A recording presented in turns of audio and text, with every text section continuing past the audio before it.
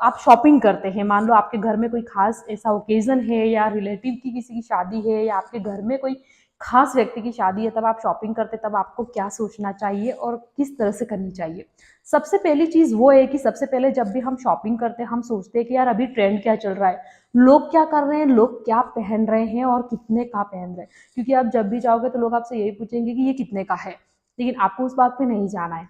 आपको एक चीज़ ध्यान रखनी है कि आपका फैमिली बैकग्राउंड क्या है, आपका स्टेटस क्या है। दूसरी चीज ये है कि आपका बजट कैसा है।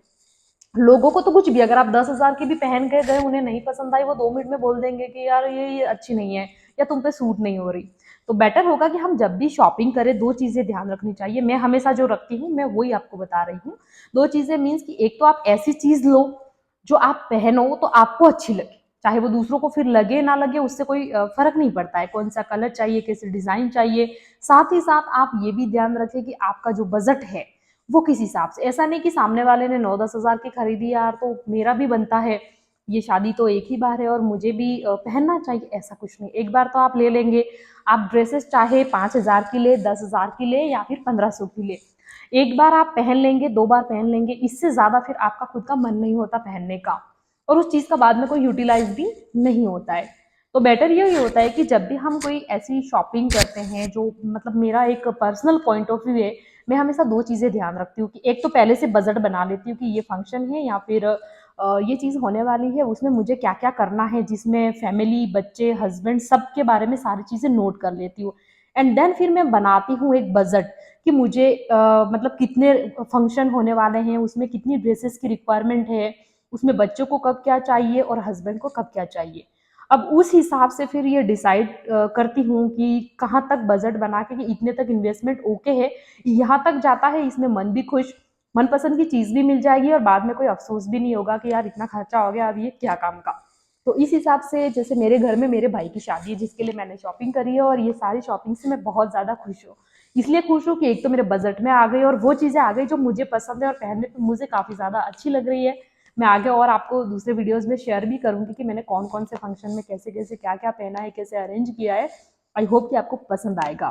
तो बस ओवरऑल कहने का बस एक ही मतलब है कि आप कभी भी किसी और को देख के अपने आप को नीचा मत दिखाइए या फिर ऐसा मत सोचिए कि यार हमारे पास तो इतना बजट नहीं है, यार हमारे पास तो इतना बजट नहीं है, या लोग तो वो पहनते हैं, लोग तो ऐसा पहनते हैं, हमारे पास तो ये है, हमारे पास वो है। उससे कोई फर्क नहीं पड़ता है। आपके पास जो एक चीज मेन होनी चाहिए वो होनी चाहिए सेटिस्फेक्शन।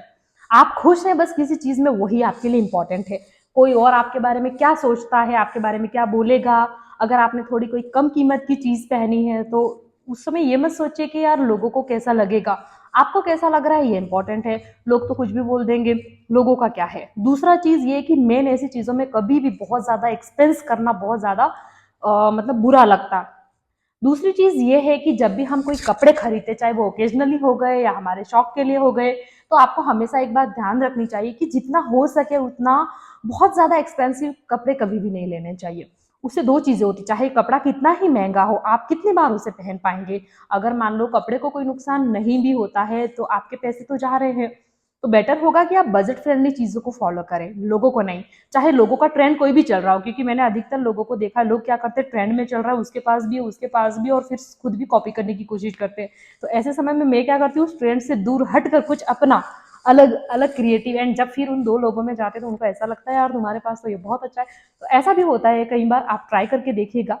तो हमेशा बजट बना के फिर आप चीजों को कीजिए। जब भी अगर आपके घर में ऐसे कोई ओकेजन है, सबसे पहले आप ये डिसाइड कर लीजिए कि कौन कौन से फंक्शंस हैं, कितनी चीजों की आपको रिक्वायरमेंट है, उसमें आपके बच्चे और हस्बैंड को भी आप ऐड कीजिए। एंड देन फिर आप एक बजट बनाइए और फिर डिसाइड कीजिए कि मुझे 2,000 तक का लेना है, 3,000 तक का लेना है, मुझे 4 ड्रेसेस चाहिए। और उस बजट में अपनी चॉइस का कलर, अपने हिसाब से डिजाइन लीजिए और फिर उसमें ये भी देखिए कि अगर मैं इस तरह की डिजाइन चूज करती हूँ तो उसे मेंटेन कैसे करना है, बाद में कोई दिक्कत तो नहीं आएगी। और कोई ऐसी चीज जो फॉरएवर हो, मतलब आज पहनी और 2 साल बाद भी अगर पड़ी और आप पहन लेते हैं तो कोई प्रॉब्लम आपको नहीं लगेगा, ना हेजिटेशन होगा। इससे क्या होता है ना कि हमारा मन बहुत खुश होता है। कभी कभी क्या होता है कि हम लोगों की बातों में और दुनियादारी के चक्कर में आके कुछ चीजें तो कर लेते हैं एंड बाद में पछताते हैं पैसों की वजह से, तंगी की वजह से, कि यार इतना खर्चा हो गया, ऐसा हो गया, फिर वही लड़ाई झगड़े।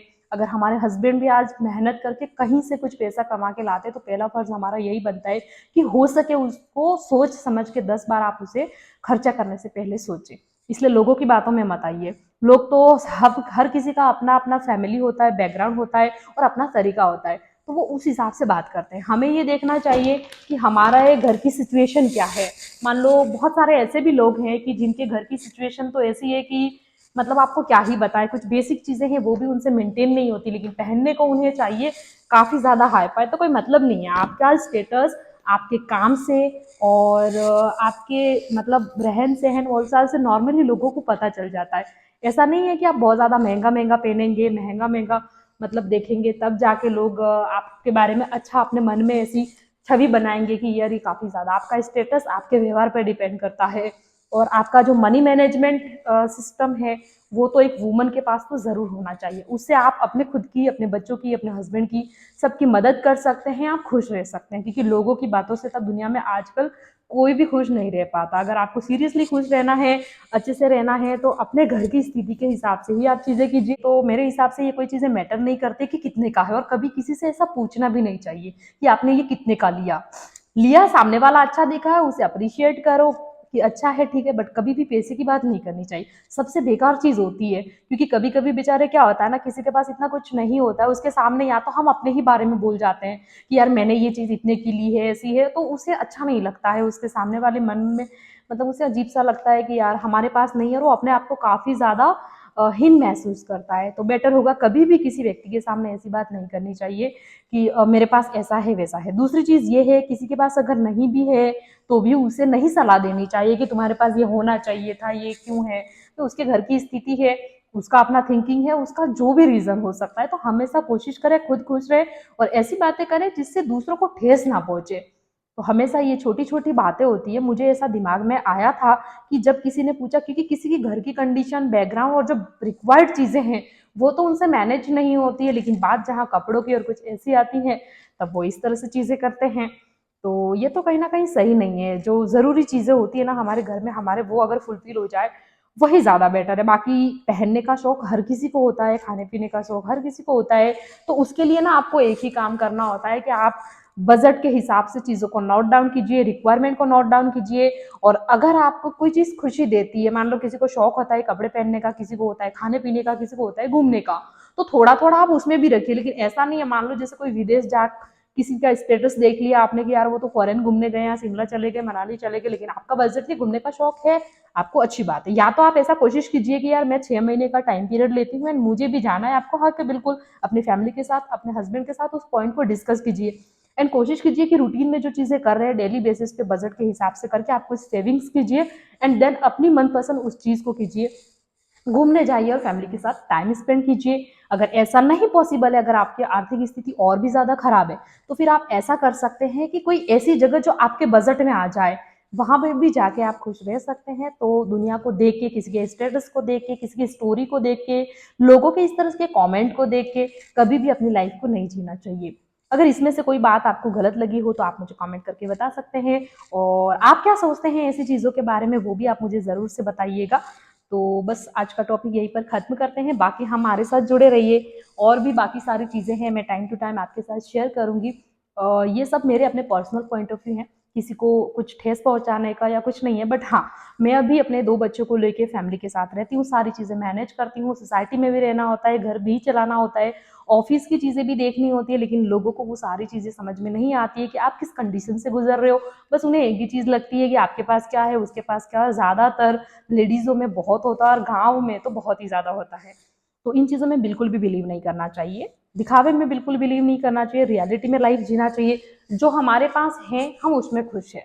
उससे कोई फ़र्क नहीं पड़ता कि किसी और के पास कम है या ज़्यादा है। वो उसका घर है, उसकी स्थिति है, वो उसमें खुश है, हम हमारे इसमें खुश हैं। कभी भी किसी को ठेस पहुँचाने वाली कोई बात नहीं करनी चाहिए। तो आज का मेरा पॉइंट यहीं पर ख़त्म होता है एंड मेरी लगभग सारी पैकिंग्स हो गई है। ये जितने भी सूट्स हैं शॉर्ट्स वीडियो में मैं ऐड कर दूँगी, वहाँ से आप देख सकते हैं। तो फिर आप बताइएगा कि आपको कैसे लगे मेरे कपड़े, और अगर आप प्राइस वगैरह भी पूछना चाहें, कुछ जानना चाहें, तो मैं ज़रूर आपके साथ शेयर करूँगी कि मैंने अपने भाई की शादी में कितने की शॉपिंग की थी और किस तरह से चीज़ों को मैनेज किया था। और किस तरह से ऐसी चीज़ों को किया था कि जिसमें जैसे जो मुझे काफ़ी ज़्यादा खुश हूँ एंड मेरी सारी चीज़ें बजट के हिसाब से हो गई है, ना मुझे कहीं से मांगना पड़ा, ना मैंने किसी से उधार लिया और ना ही कोई ऐसी चीज़ करी और ना ही अपने हस्बैंड को स्ट्रेस दिया कि नहीं मुझे तो ये चाहिए आप ला कर दो। बिल्कुल भी नहीं जी, बिल्कुल भी नहीं। उनकी इच्छा होगी वो ला कर दे देंगे।